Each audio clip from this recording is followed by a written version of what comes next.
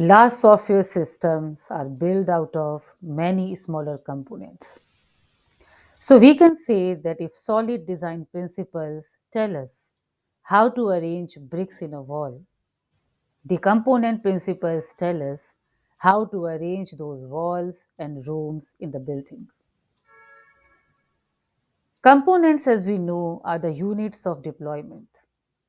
Like in Java, they are the jar files, in Ruby, they are gem files, and in .NET, they are DLLs. It can be a single executable or an aggregate of those executables into a single archive like .war file.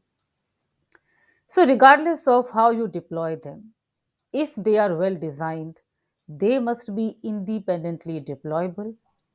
And what is independently deployable is capable of independently developable too.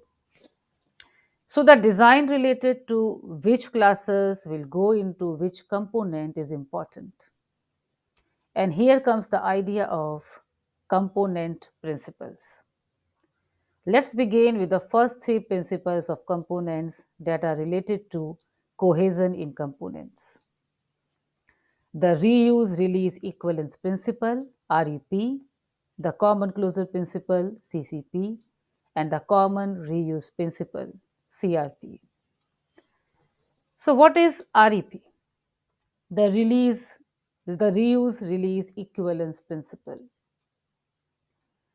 The principle says that the granule of reuse is the granule of release. In other words, if a component should be considered reusable, then it must be releasable unit too. So if as a developer you want your component to reusable, then your component should be tracked through a release process and should be given a release number. That sounds very obvious, but from a software design and architecture point of view, that means that classes and modules that are formed into a component must belong to a cohesive group.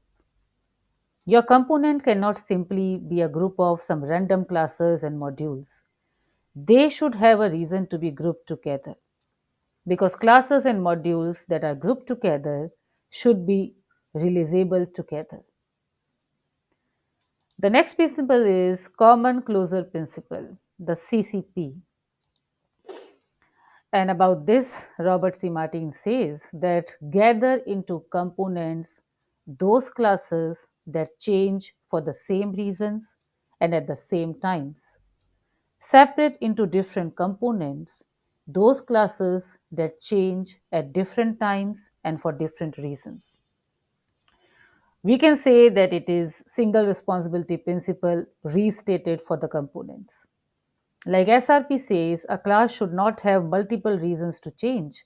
The CCP says that a component should not have multiple reasons to change. Like the SRP tell us to separate methods into different classes if they change for different reasons, the CCP tell us to separate classes into different components if they change for different reasons. This minimizes the workload related to releasing, revalidating, and redeploying the software.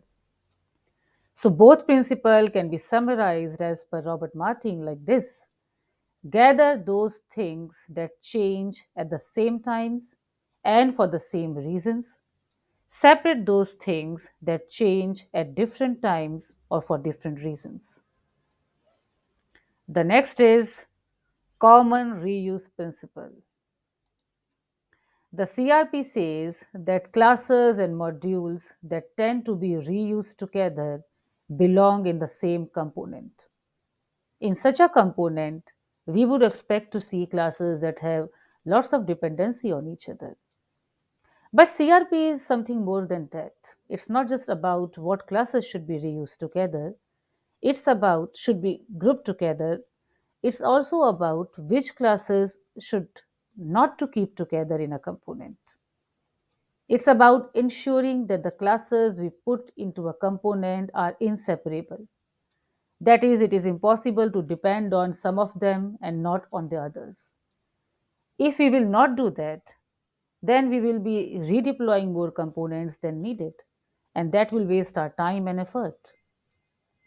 So, as Martin pointed out perfectly, The common reuse principle is more about which classes should not be together than about which classes should be together. We can say that it's a generic version of ISP, the interface segregation principle. The ISP tells us not to depend on classes that have methods we don't use. The CRP tells us not to depend on components that have classes we don't use. So, the moral of both principles is don't depend on things you don't need.